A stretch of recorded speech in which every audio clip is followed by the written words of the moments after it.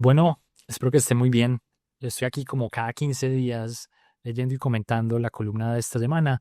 En esta columna lo que hago es hablar sobre lo que yo siento son unos vicios de la educación temprana, los cuales están muy enraizados en lo que es nuestra cultura, la cultura occidental, y trato de dar unas ideas que vienen de sociedades tradicionales, llamémosla, em, sobre cómo cambiar eso. Sí. La columna de esta semana se titula entonces Los dos grandes errores de nuestra educación. Recuerden que pueden leerla en la revista Forbes o en el diario El Colombiano. Y dice lo siguiente. Hace poco, en una cena, tuve la fortuna de sentarme al lado de alguien a quien he admirado por años y con quien nunca había conversado detenidamente. Él es un experto en África Central. Conoce la región con la naturalidad con la que otros conocen a los barrios de su infancia, pero la mira con la capacidad de asombro que solo nace en los ojos de un foráneo. Terminamos hablando de lo inevitable, lo que está mal en nuestra sociedad y qué podríamos hacer para corregirlo. Su diagnóstico se basó en la cultura. Él es un economista que está especializado en estudiar la cultura, es un académico. Para él, los valores de la sociedad occidental están mal diseñados para enfrentar los desafíos actuales. Cosas como el cambio climático, la polarización política, las guerras informáticas, ese tipo de problemas que son cruciales para la sobrevivencia y éxito de la humanidad. Él siente que la cultura occidental no está preparada para enfrentarlos, que está muy bien preparada para otras cosas, otros retos de la humanidad en otros momentos del tiempo, pero no para estos retos. Yo le pedí que tratara de concretar esa idea en un terreno íntimo, la educación de sus hijos. Si dependiera de él, ¿qué cambiaría de esa educación? Y me respondió con dos ideas muy concretas. La primera es el cultivo de la escucha. Me habló de cómo en muchas comunidades de África subsahariana los niños pasan buena parte del día sujetos a la espalda de sus madres o padres, a veces hermanos y pues mayores y otros miembros del hogar, envueltos en telas que los mantienen cerca, expuestos al pulso cotidiano de la vida adulta. No sé si saben a qué me refiero exactamente, ¿no? Como estas telas donde se pueden cargar niños, ¿no? Detrás, a veces al frente, de hecho. Y entonces, en ese contexto, están los niños expuestos a lo que está haciendo la persona todo el tiempo, básicamente escuchando. Eso contrasta con los niños que van en coche en nuestras sociedades, quienes van desconectados del mundo y son los adultos quienes deben agacharse para poder interactuar con ellos. De nuevo, quiero que piensen como en la espacialidad de la interacción del niño con el mundo, ¿no? En uno van en un coche mirando al techo, al cielo, ¿no? O al techo del coche, ¿no? Y es el resto del mundo el que tiene que acercarse a hablar con ellos, ¿no? Tienen que agacharse los adultos a hablar con el niño.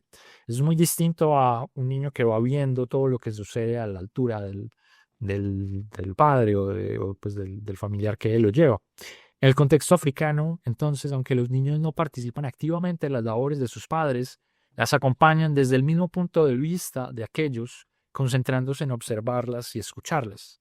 Allí la educación comienza, pues, no en resaltar la voz del individuo, sino en desarrollar su escucha. Ese es el primer elemento que mi colega pensó que debería transformarse y que se podría aprender de las sociedades africanas. La segunda es la promoción de la ambigüedad moral.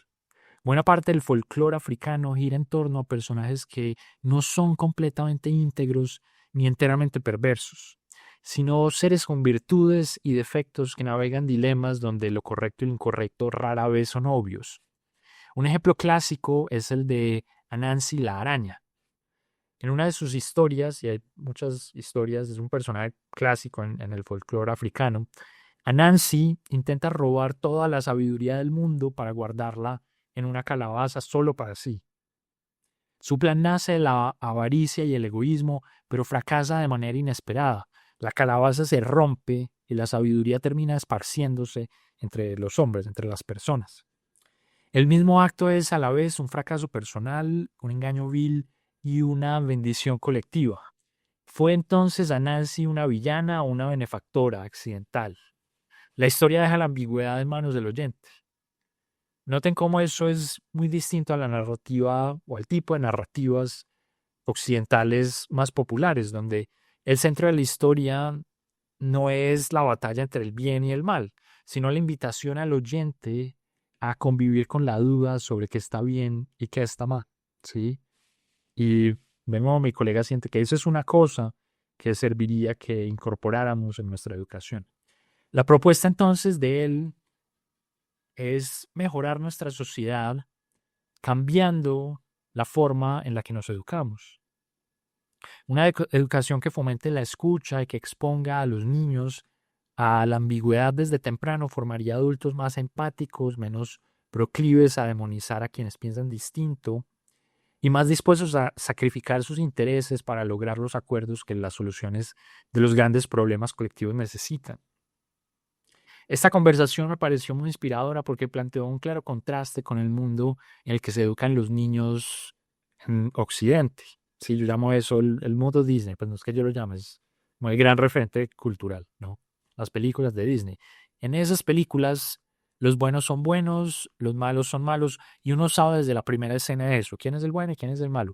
Blancanieves es pura dulzura, la reina malvada es pura envidia, Ariel canta con ojos brillantes y transparentes, Úrsula, que es la mala de la sirenita, por el contrario, es corpulenta, astuta, cruel, ¿no? O sea, uno lo ve en cómo están dibujados los personajes. Incluso cuando la historia incluye giros, y esto por cierto es cada vez más común en el mundo Disney, y aquí doy el ejemplo, por ejemplo, de Toy Story 3, donde el oso Lotso, espero que se lo hayan visto, parece primero amable para luego revelarse como villano.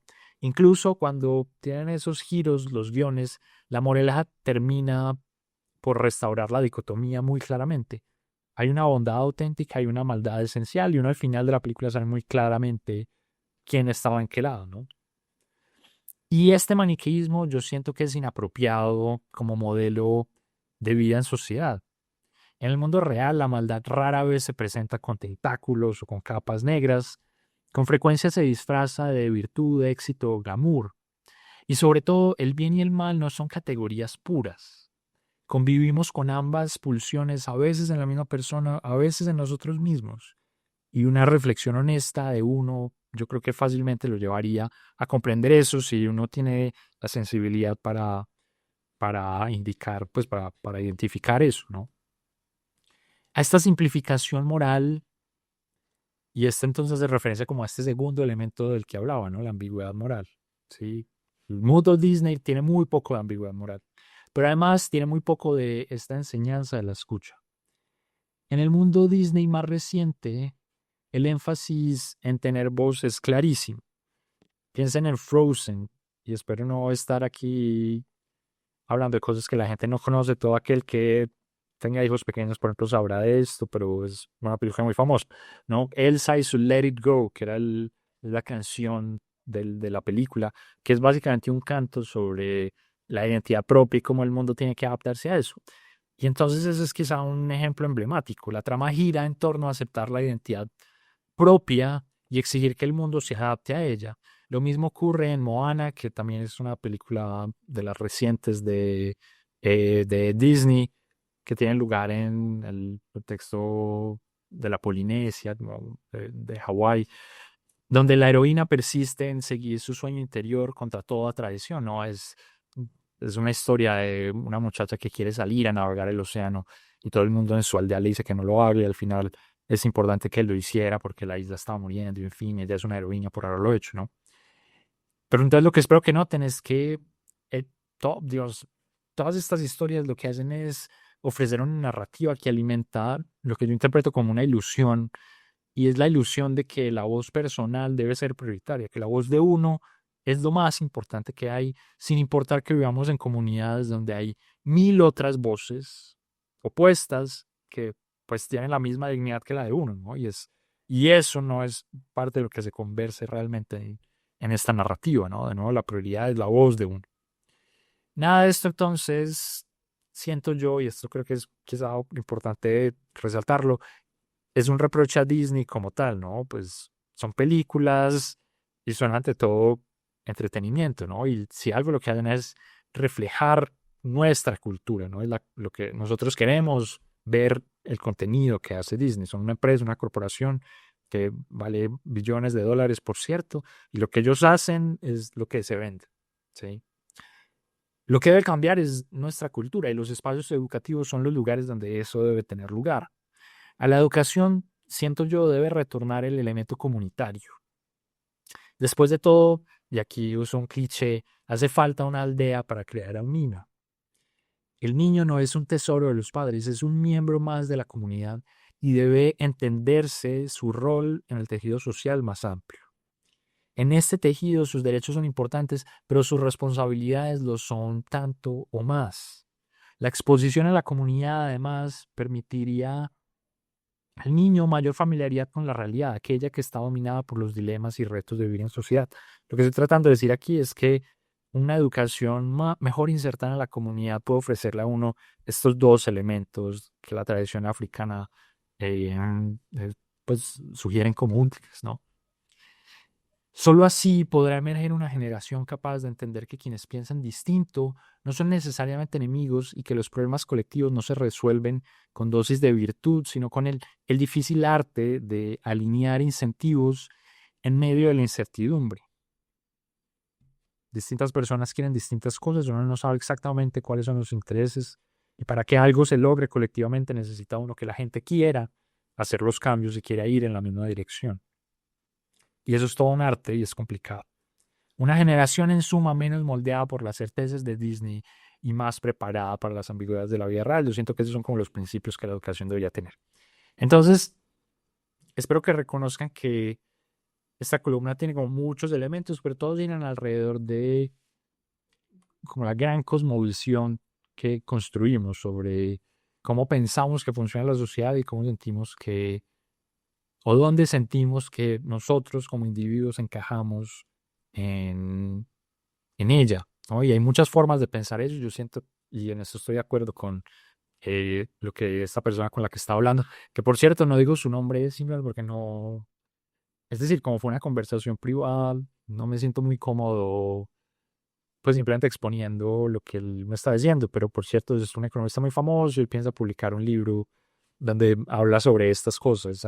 Eso posiblemente tome algunos años.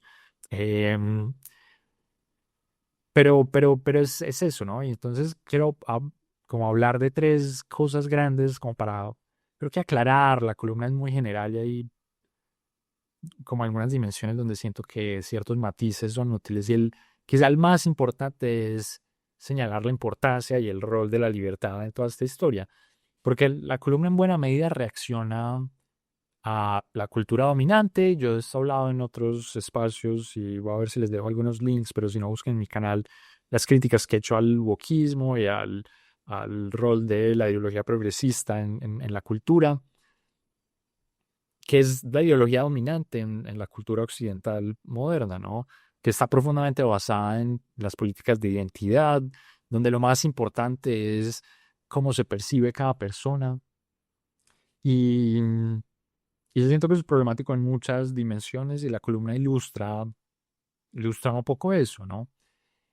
Sin embargo, no creo que deba interpretarse entonces como que una educación como completamente conservadora, tipo monasterio, donde la individualidad desaparece y uno lo que tiene es un montón de gente uniformada como robots, es lo que es lo apropiado. De hecho, yo personalmente soy como muy crítico de ese tipo de sistemas, ¿no? Yo mismo lo experimenté creciendo, a mí me gusta mucho ir al colegio, sentía que había como un elemento muy represivo en el sistema, ¿no? Como uno tenía que, en efecto, usar uniformes. Yo estoy en un colegio donde se usaban uniformes, como buena parte de los colegios en Latinoamérica, por cierto, y donde uno tenía que estar en un salón aprendiendo algo a la hora tal y no podía, digamos, uno era lo más cercano preso, ¿no? Y yo encontraba eso a nivel personal profundamente desagradable y mortificante y confuso y contradictorio y no le veía sentido a eso y no veía la hora de graduarme del colegio como para ser libre, ¿no? Para poder aprender. Y por cierto, me gustaba mucho estudiar, pero no quería estudiar lo que yo quería estudiar. Muchas de las cosas que me enseñaron no me interesaban. Por cierto, una vez entré a la universidad, fui muy feliz porque pude estudiar lo que yo quería estudiar. Pero entonces sí, no, lo que yo estoy tratando de sugerir no es que uno quiera eso, ¿no? Como un sistema represivo donde la gente es simplemente una pieza en la máquina social grande y ya. No, yo lo que sugiero es que uno tiene que tener espacios de formación donde la gente entienda que hay tensiones entre eso, entre la libertad individual y los objetivos sociales, ¿no? La libertad individual no es irrestricta. Es un valor importante, pero tiene que conciliarse con las libertades de otros. Y eso lleva a un montón de conflictos y dilemas que no tienen soluciones sencillas. Y parte del problema del paradigma educativo actual, pues lo cultural, como para no ser tan injustos con la educación entendida más ampliamente, sino con este paradigma progresista de la identidad, de lo importante es si uno quiere ser un unicornio rosado, la sociedad tiene que aceptarlo así, y todo el mundo tiene que pensar que no es un unicornio rosado y el sistema tiene que adaptarse a eso y no importan, no, pero el problema es, ¿qué pasa si hay otra gente que también quiere ser eso o quiere que no existan unicornios rosados o quiere simplemente rehusarse a reconocer esa identidad o, digamos, la identidad de esa persona entonces también es importante, entonces simplemente no, o sea, eso cómo se reconcilia, como que el, digamos, evitar esos dilemas creo que es fundamentalmente el problema. Entonces, lo que se necesita es la exposición directa a ambientes donde se sea consciente de esos conflictos, donde la gente rápidamente entienda que lo que uno entiende de sí mismo y lo que uno entiende como su rol en la sociedad no es necesariamente lo que la sociedad espera de uno. Y eso no quiere decir que toda la sociedad tenga que joderse, que posiblemente en ciertas dimensiones uno pues, sí puede decirle al resto de la sociedad pues que se joda. Ah, pero posiblemente en muchas otras no, posiblemente en muchas otras uno es el que tenga que joderse como el resto de la sociedad para permitir las libertades de otros, ¿no? Y esas, digamos, esas tensiones y esos dilemas son los que tienen que incorporarse desde temprano en la formación de las personas, de los niños, ¿no? Porque esos son, digamos, como que la exposición a esa conciencia es la que permite entonces tener la practicidad para aceptar hacer concesiones y llegar a consensos y entender que muchos de los problemas que experimentamos como sociedad no es simplemente porque la gente sea mala o bruta o sino que es porque ellos están buscando sus objetivos tal como uno está buscando los objetivos de uno y hay que llegar a acuerdos, si no la cosa no se soluciona de una forma no represiva, ¿sí? Entonces, eso es lo que yo siento que es importante y yo siento que por eso, digamos, y esto es algo muy presente en mi pensamiento, aquellos que me siguen con frecuencia posiblemente lo han reconocido, es el, como la gran sabiduría que hay en los sistemas tradicionales, las instituciones tradicionales, ¿no? Y si uno piensa en la formación tradicional, y esto es posiblemente porque África lo representa muy bien, son las partes del mundo, pues África, buena parte de África subsahariana, que son sociedades donde muchas tradiciones ancestrales persisten. Es algo que se ha sabido, es decir, el éxito evolutivo de la humanidad en buena medida ha tenido que ver con eso, ¿no? Con cómo educamos a las personas de la sociedad, ¿sí? Y ese tipo de prácticas eran comunes en el resto del mundo en la premodernidad, ¿no? Y el elemento comunitario y lo de se necesita una aldea para crear un niño no es, digamos, es un cliché actual, pero es muy cierto, ¿no? Y tradicionalmente ese era el caso, ¿no? Cuando uno piensa en sociedades tradicionales, sociedades de cazadores-recolectores o sociedades de agricultores como tradicionales, ese elemento es muy común, ¿no? Los niños nacen y son criados por la comunidad, ¿no? Y eso les ofrece una noción de su rol dentro de la comunidad, las jerarquías, el asunto de acomodarse, cómo funciona la sociedad, cumplir roles dentro de esa sociedad. Por cierto, el trabajo infantil es bastante común en esos contextos. Y es parte de lo que la sociedad siente que pueden contribuir y ahí podemos tener toda una conversación de eso, qué tan apropiado es, pero es parte de eso, ¿no? Es parte de que uno entienda qué tipo de criatura es uno dentro de un espacio colectivo, ¿sí? Que no es simplemente la aglomeración de individuos. Ahora, esa era como la primera cosa grande sobre la que quería hablar, como los matices, sobre lo que yo siento es la forma apropiada de educar a las nuevas generaciones.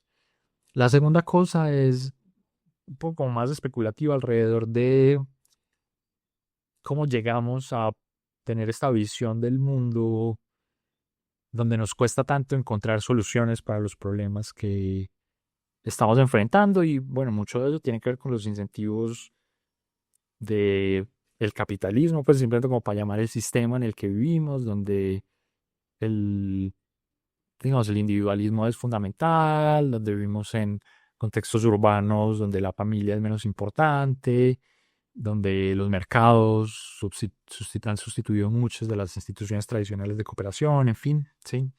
Pero hay algo más como que está alimentando aún más eso recientemente, ¿no?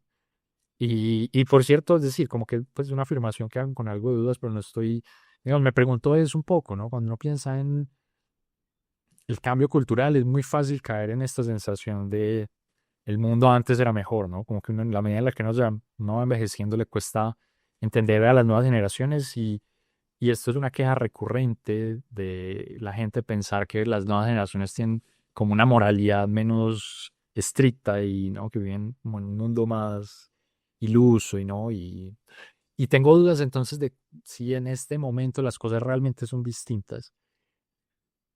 Pero creo que sí, es decir, y hay creo que algo de evidencia que soporta eso. Hay unas dimensiones en las que, digamos, la sociedad es más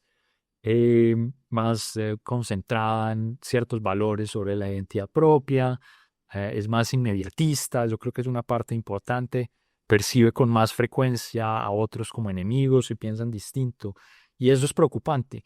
Y lo que quiero pensar y a lo que no tengo una gran respuesta es como por qué llegamos ahí, ¿no? Como qué cosas alimentaron esos procesos. Y me gusta pensar que quizá las redes sociales y la tecnología moderna tienen que ver con eso, ¿no? Este mundo hiperestimulado de redes sociales y se habla mucho entonces del rol de las redes sociales como burbujas, ¿cierto? Que alimentan esta cosa de uno irse a uno mismo y alejarse de otras comunidades donde se piensa distinto. Y yo también he hablado de esto en muchos otros espacios, pero también como la mente más simplista, ¿no? La mente de que piensa que todo es más fácil y rápido y es porque es el mundo que no está, al que no está expuesto, no está consumiendo entonces narrativas más sencillas, ¿no? Narrativas, o sea, cada video de Instagram le tiene una gran teoría sobre un problema grandísimo, ¿no? Una historia grandotota, resumida, te lo cuento en 30 segundos, ¿no? Y esto posiblemente es algo muy injusto y paradójico viniendo de alguien que genera mucho contenido de corto, ¿no? Las columnas en sí mismas tienen algo de eso, ¿no? De mucha simplificación sobre la complejidad del mundo. Pero bueno, yo siento que yo trato usualmente como de promover como la reflexión más profunda sobre las cosas, en fin. Pero bueno, es decir, el hecho de que si el tipo de contenido que yo genero se consume mucho, incluso aunque no es el del formato más corto, quizás sea parte del problema, no sé. Entonces, eso es algo sobre lo que he estado pensando, ¿no? Como qué tanto, qué es lo que ha cambiado en nuestra materialidad, que nos ha hecho más simpáticos a este tipo de ideas y culturas, ¿no?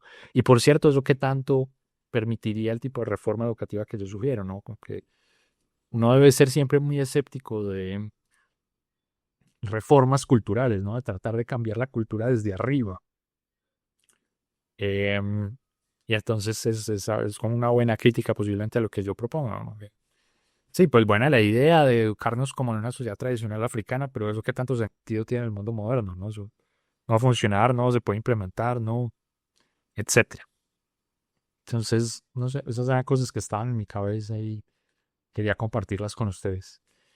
Y el último punto, un poco más superficial, es una suerte de disclaimer también, ¿no? Como que yo sentí después de escribir la columna que está siendo un poquito duro con Disney, ¿no? Por cierto, a mí me gustan mucho las películas de Disney, de Pixar, que por cierto es muy interesante y algún día posiblemente habla de eso, como el modelo, digamos, Disney como corporación es una cosa fascinante, ¿no? Que en buena medida es buena parte, digamos, buena parte del contenido de lo que se genera en Hollywood y, y bueno, como la industria del entretenimiento, sobre todo visual, en el mundo pues americano, en Occidente, es propiedad de Disney, ¿no? No es solo las Mickey Mouse y Blancanieves y esto, O sea, mucho el contenido que uno está, o sea, todas las cosas, por ejemplo, de Star Wars, y es propiedad de Disney. O sea, mucho entonces del contenido que uno recibe de la industria tradicional del entretenimiento es Disney, viene de la corporación Disney, ¿no?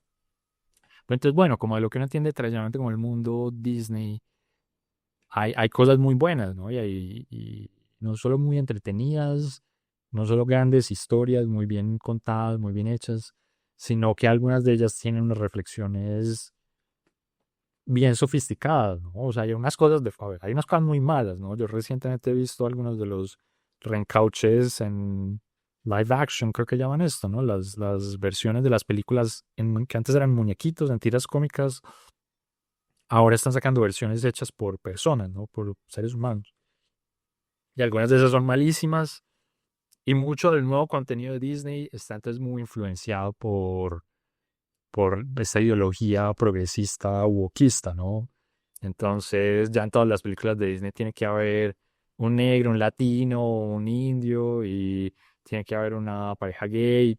Y pues que pues yo celebro la inclusión y fantástico y todo, pero pues a veces uno piensa, pues ¿para qué? O sea, como esta historia que tiene que ver que la raza del personaje en esta historia, ¿no? Porque de repente entonces el personaje tiene que ser una minoría, pues no, pues muy bueno que haya representación de minorías, pero pues yo siento que la prioridad cuando uno cuenta una historia es contar la historia de la forma más efectiva posible. Entonces yo siento como un elemento ahí aleccionador y medio de adoctrinamiento que encuentro pues terrible, ¿no? Entonces hay mucho de eso, hay mucho que criticar y etcétera. Pero hay otras cosas muy buenas, hay películas con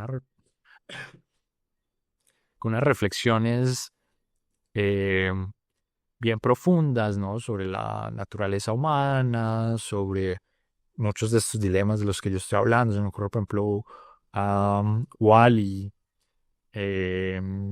que es la historia del robotcito, robotsitos, no sé si no se lo han visto, es muy bueno, ¿no? El robotcito en un mundo posapocalíptico, ¿no? En el sentido en que la Tierra se deja de habitar y quedan humanos como en el espacio. Y el robotcito está tratando de que salvar la humanidad de cierta forma, pero el robotcito representa un poquito como la memoria humana y como mucha de la dulzura y la ternura del ser humano. Y, y es una gran película, como con muchos buenos mensajes, no triviales, no simplistas. Es muy contemplativa además, ¿no? Em, Incluso hay algo del, ¿no? Lo del malo tiene como ciertos incentivos que no son fáciles de entender y son descritos de una forma pues, muy sutil pero compleja. Pero Toy Story mismo también es una historia, pues, al menos la primera, por ejemplo, ¿no? Tiene el personaje principal tiene mucha envidia, aunque es el protagonista, pero sí, entonces no es bueno del todo, hace cosas malas y después se arrepiente, aunque eso pues es un tema como tradicional en Hollywood. Pero en fin, ¿no? Entonces dígame, siempre lo que quiero decir aquí es que a pesar de tirarle tierra a Disney, hay cosas buenas ahí que como que celebrar. Entonces yo creo que el punto no es deshacer lo que ha tratado de hacer el progresismo con el mundo del entretenimiento, que es decir, regular el tipo de historias que se puedan contar o cómo se cuentan las historias o... No, yo siento que los creadores deben crear las historias que quieran, que sientan, y yo siento mucha antipatía ante, yo siento que todo esto son formas de censura las presiones culturales, por qué se debe, qué historias deben o no se deben contar. Yo siento que las historias del que tenga una historia para contar debe contarla, tenga lo que tenga, ¿no? Violencia, sexo, desigualdad, mezquindad. Si la historia la necesita, pues que lo cuente, ¿no? Yo no estoy seguro que el rol de los creadores sea educar, ¿sí? Pero el rol de los educadores sí es educar. Entonces, eso yo siento que es una tensión ahí también que no hemos sabido resolver, ¿no? Y los educadores, las familias, por ejemplo, entonces eso, como que le piden al mundo del entretenimiento que cumpla un rol que no le juega, ¿no? Somos los que hacemos parte de la tarea educativa, pues en principio los que estamos en lo que llamamos el sistema educativo, ciertamente, pero si uno atiende de nuevo en un sentido comunitario, la educación como algo más colectivo, bueno, pues el ambiente amplio de preocuparse por la educación de los pequeños, pero es su responsabilidad, ¿no? Como que uno tampoco debe pensar que es responsabilidad de gente que no, y mucho menos de toda la gente que cuenta historias, ¿no? No son los que crean las historias los responsables de que los muchachos se eduquen bien, ¿no? La gente que está a cargo de esa educación. Y con eso voy a terminar. Recuerden comentar esto, cuéntenme qué piensan. Yo aprecio mucho leer sus comentarios y, y me gustará, sí, pensar si hay algún ángulo de esta historia que esté omitiendo, que como saben, yo estoy permanentemente pensando en cómo el sistema educativo puede ser más efectivo y en el contexto actual siento que eso es particularmente importante. Entonces, cuéntenme sobre eso, cómo piensan ustedes esta pregunta grande sobre cómo debe ser la educación de las futuras generaciones y, y nos vemos en 15 días.